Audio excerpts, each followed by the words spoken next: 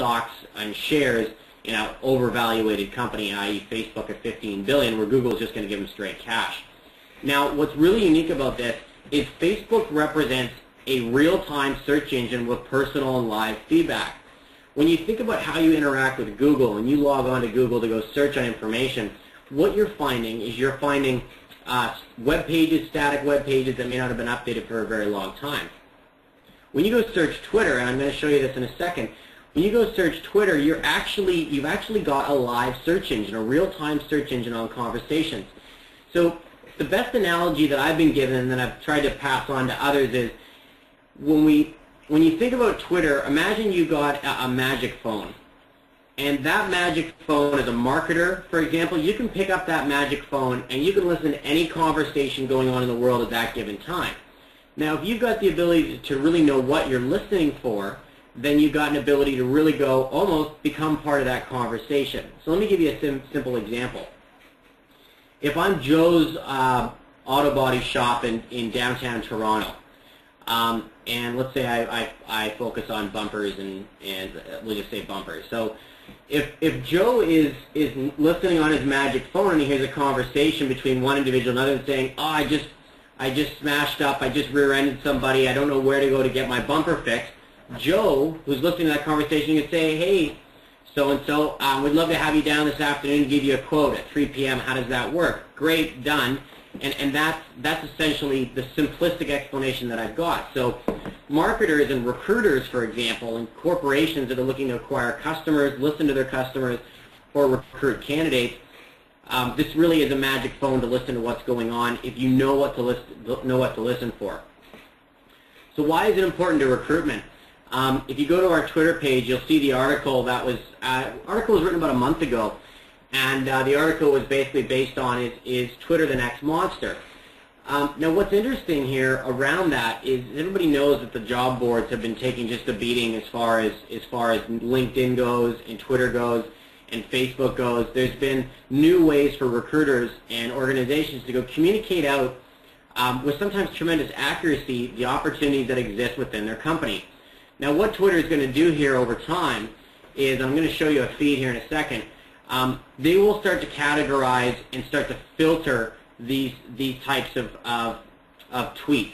So I may choose to set up down the road a saved search by category that's anyone that's tagged their tweet in the jobs category. I want to see every job that's been tweeted in the last week in Vancouver, British Columbia, for example. So there's uniqueness here because it's got a speed, and everybody knows right now, and the stats that I've got is, and actually off of this Monster article, is you get about 12% of candidates being hired to the major job boards, where 23 to 28% get hired through referrals.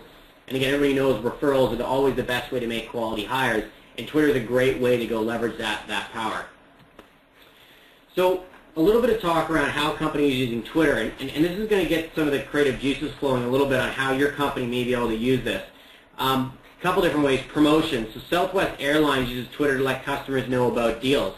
Zappos, if anyone's been following Celebrity Apprentice that's been on, they had Zappos, the CEO, a while back, and what Zappos does, and I'm actually going to go to this, this is a way that their customers can go and interact with them.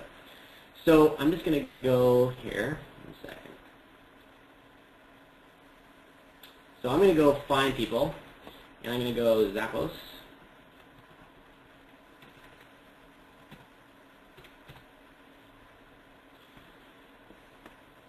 So Zappos, if you're not familiar, is the major online shoe retailer.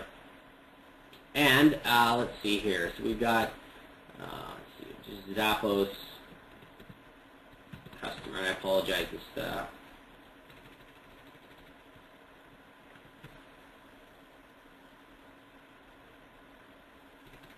bear with me.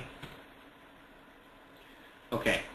So what Zappos did, and I don't know why this hasn't come up here. Give me 1 second. Zappos _ service. That's where it is. Okay.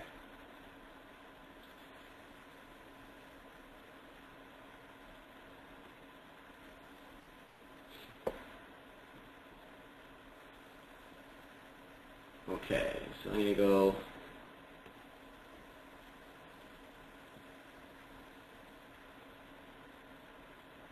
Apologize to everyone about the slow connection here this morning. Zappos service. Okay, finally. So you can see Zappos actually uses this as a way to interact with their customers. So let's see here. So let's look at a post. You can see these are all, when you see at a different name like this, it means they're replying back to somebody. So you can see VIP, all your orders will go to the next business day delivery for free.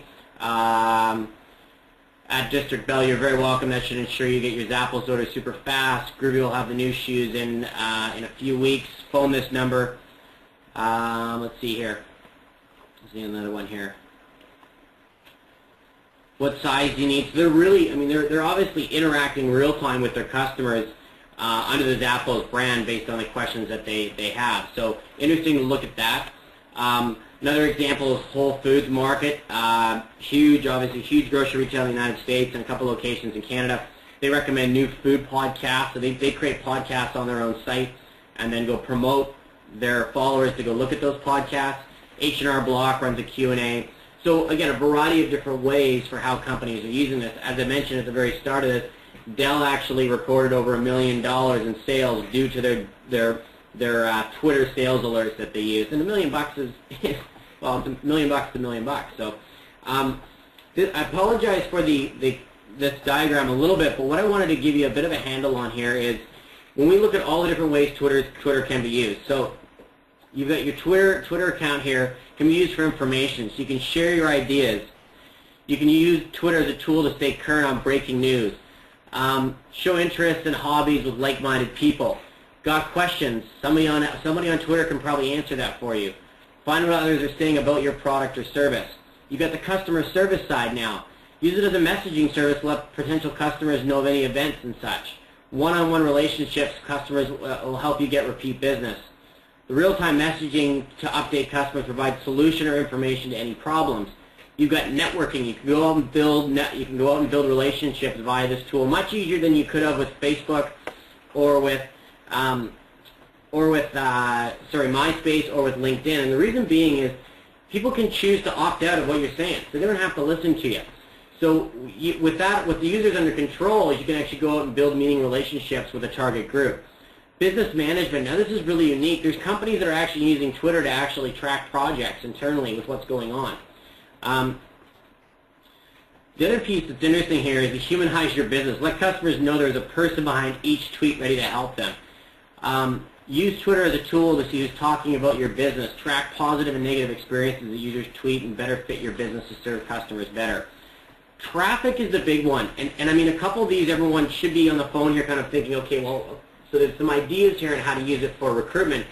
But one of my recommendations, first and foremost, is to drive traffic. So your Twitter page should represent an opportunity to go drive traffic to specific pages, i.e.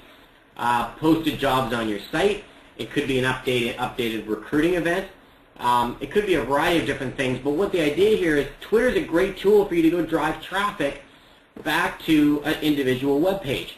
Now, some of you may be part of larger companies, and you don't have the ability to go put in a new ATS or change your career's website. But what you certainly have control over is tools such as Twitter to go help drive traffic.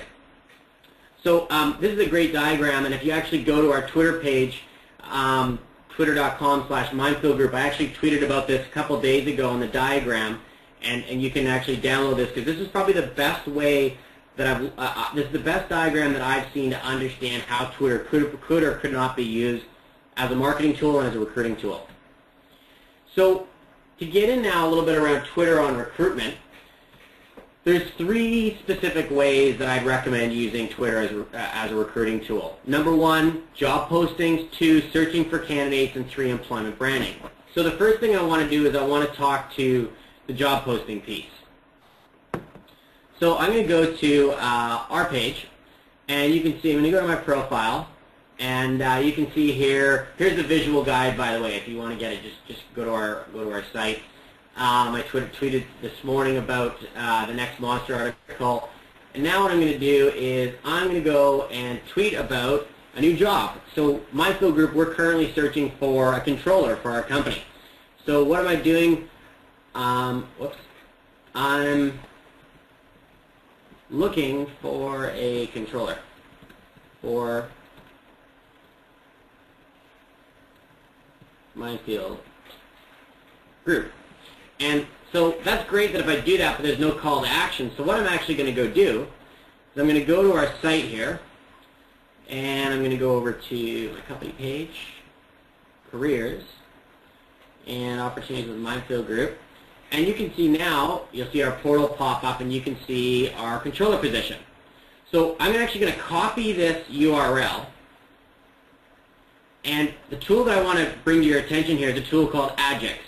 There's another tool online called TinyURL, but what Ajax does is it takes really, really long URLs, and if anyone on the call here has got an applicant tracking system, you know how long those URLs could be for some of those job postings. So I'm going to copy and paste that URL. I'm going to shrink the link, and you can see the short URLs popped up. So it allows me to then take a short URL and make sure that it fits within the 140 characters that Twitter allows me. So now back, and I'm going to go post and update. So what you can see now is this post that I just did. I'm looking for a controller for Mindfield Group. So this went out to 152 feeds. So I'll give you an example here. Let's see one of my followers. And I'm going to go, let's see here.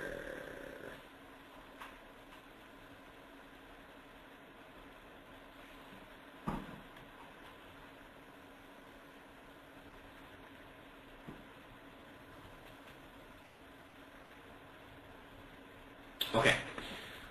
So, what this did obviously is drive this content out to all of my 152 followers. So of those 152 followers, if they all had major, or if they all had 150 followers themselves, you can see how that multiplies pretty quickly on the advertising that was just done behind that. Now what's important obviously is that I provide a link, because it's no good if I'm just saying, hey, I'm looking for a controller. What I want to do is I want to use Twitter as a marketing tool to go drive traffic back to my careers page.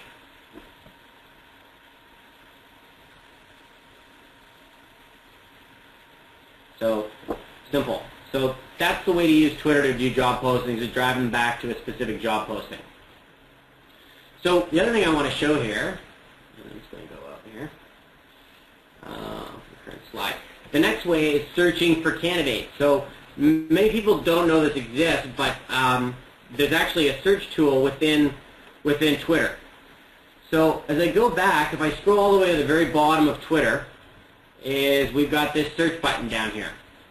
And I'm going to choose to do something really simple. So let's assume that I was looking for, I'm going to do something really simple.